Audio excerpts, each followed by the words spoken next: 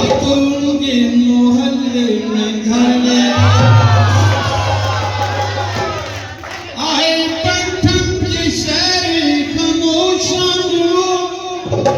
कब्र मेरी जो देखी तो कहने लगे अरे आज इसकी तो इतनी तरक्की हुई एक बेघर में अच्छा सा घर ले लिया बालों पत्तियां में